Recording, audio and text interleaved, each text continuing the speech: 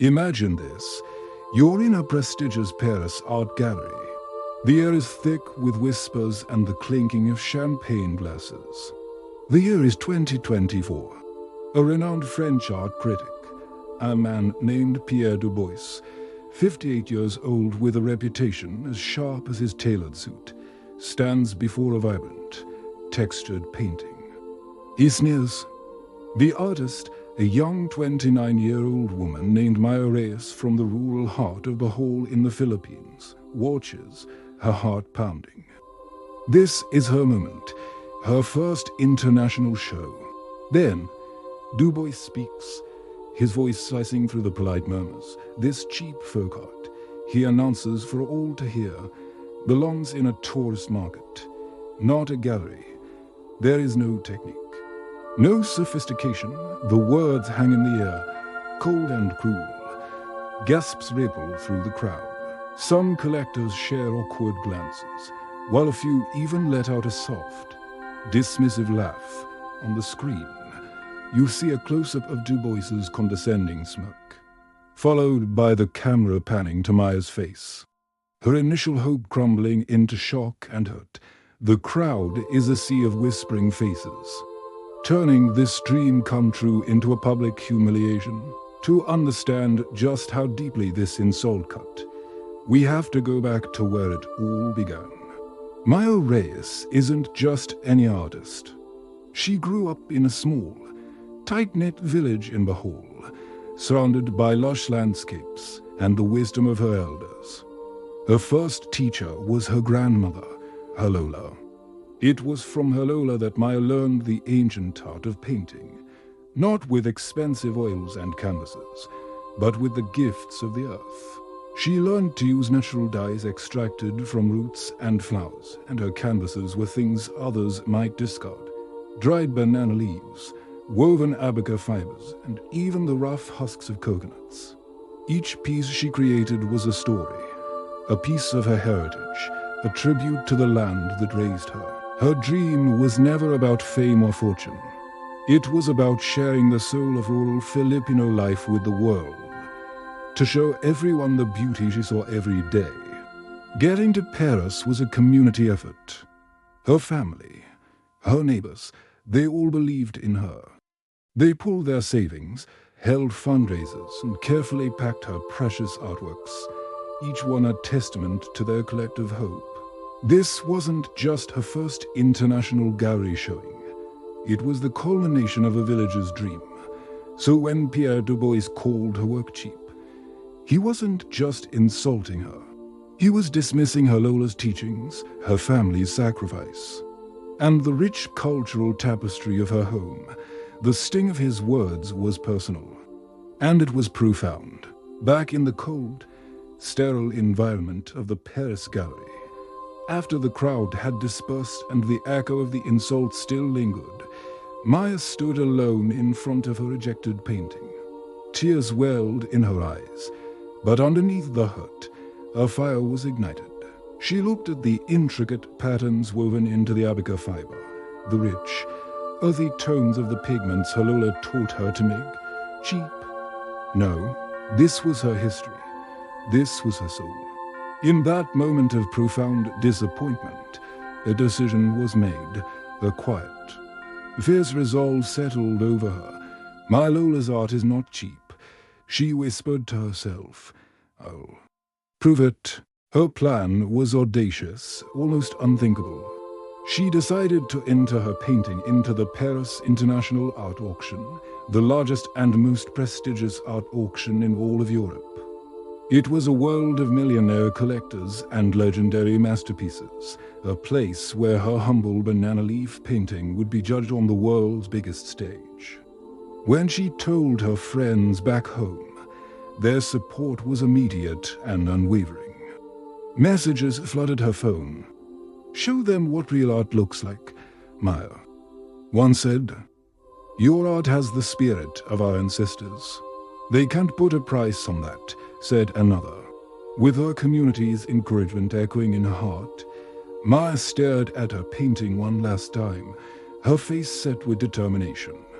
She carefully packed her work once more, not for a gallery, but for a battle. What followed was a period of intense preparation. This wasn't just about showing up, it was about making a statement. Maya dove back into her craft with a renewed sense of purpose. She began a training montage of her own, honing the very techniques the critic had dismissed. She perfected the art of preparing banana leaves to be as durable and elegant as any canvas. She ground her own pigments from local earth and stone, creating colors that were uniquely hers, uniquely Filipino.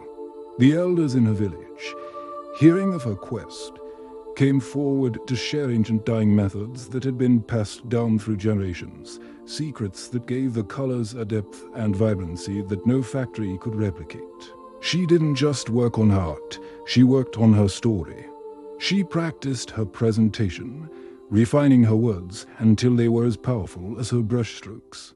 She would stand before the world and declare, "This is not folk art. This is Filipino mastery."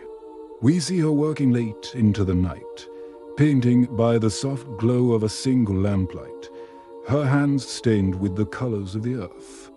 We see her weaving abaca fibers, each thread a prayer, each movement a defiance. She was transforming what was called cheap into a weapon of cultural pride, ready for the showdown. The day of the Paris International Art Auction arrived. The auction house was a grand, opulent hall filled with 500 of the world's most discerning art collectors and critics. The tension was palpable. Masterpieces by famous artists were sold for astronomical sums. Then, it was Maya's turn. Her painting, a stunning depiction of a Bohol harvest scene on woven abaca fiber, was brought onto the stage. The auctioneer introduced it, and the starting bid was set at a modest 5,000 euros, a polite. Almost pitying silence filled the room. For a heart-stopping moment, it seemed no one would bid. Then, a single paddle went up, then another, and another. What started as a trickle quickly became a flood. The bidding exploded. 10,000, 50,000, 100,000 euros. The auctioneer's voice grew more excited with each new bid. The collectors, who had initially been skeptical, were now locked in a fierce bidding war. They saw something extraordinary, something authentic and powerful that they hadn't noticed before. The price climbed higher and higher, past 500,000, past 800,000, to a number that left everyone breathless. The hammer finally fell with a resounding crack, sold for 1.2 million euros.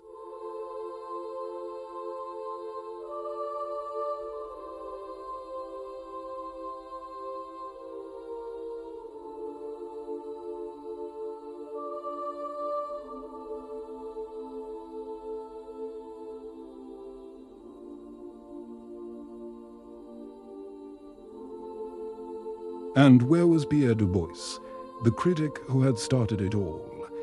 He was in the auction room, a witness to the entire spectacle, as the hammer fell on 1.2 million euros. The camera focuses on his face. His arrogant smirk was gone, replaced by an expression of pure, unadulterated shock. He was speechless. He couldn't believe that the cheap folk art he had so casually dismissed had just commanded a price that put it in the league of modern masters. Later, as the auction concluded and the crowd buzzed with excitement about the incredible sale, Dubois found Maya. Humbled and visibly shaken, he approached her.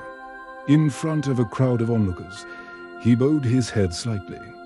"I called Filipino art cheap," he said, his voice quiet but clear. "This 1.2 million euro masterpiece proves that I was blind. Blind to genius." It was a stunning public apology. But he didn't stop there. The very next week, Pierre Dubois published a glowing review, a front-page article hailing Maya's work as the rediscovery of the century. He publicly retracted his earlier statements, admitting his own ignorance and praising the sophistication and profound cultural depth he had previously failed to see. The story, of course, doesn't end there. That auction was a turning point, not just for Maya, but for the perception of Filipino art globally. Galleries from New York to Tokyo clamored to represent her, offering her a worldwide tour. But Maya's first priority was her home. With a portion of the auction money, she established an art center in her village in Bohol, ensuring that the next generation of artists would have the resources and support to share their own stories with their own unique materials. And what of the critic, Pierre Dubois? The experience changed him. He began a serious study of Filipino and Southeast Asian folk art, dedicating himself to understanding the traditions he had once so arrogantly dismissed. He even traveled to Bohol, where he met Maya's Lola and humbly asked to learn about the very techniques he had called unsophisticated. The impact went viral. A video of the auction and Maya's story spread like wildfire across the internet, racking up over 150 million views. The hashtag Filipino art trended globally for weeks, sparking a worldwide conversation about cultural value and the true meaning of art. We see images of Maya teaching smiling children in her new art center, photos from her sold-out shows around the world, and the soaring metrics of her viral story. So what is the lesson in all of this? This incredible story is more than just one artist's triumph. It's a celebration of Filipino culture, of heritage, and of the centuries of genius embedded in what some Western critics might casually label as cheap or simple. It's a powerful reminder that technique and sophistication come in many forms, that the most profound art often comes from the most humble of origins. It challenges us to look closer, to see beyond our own biases, and to recognize the value in traditions that are different from our own. Filipino art is not cheap. It's priceless wisdom, disguised as simplicity. It is the soul of a people, and that is something that can never be bought, only cherished. Thank you so much for watching. If this story inspired you, please hit that like button, subscribe to the channel, and share this video to help spread the word about the beauty of Filipino art. See you next time.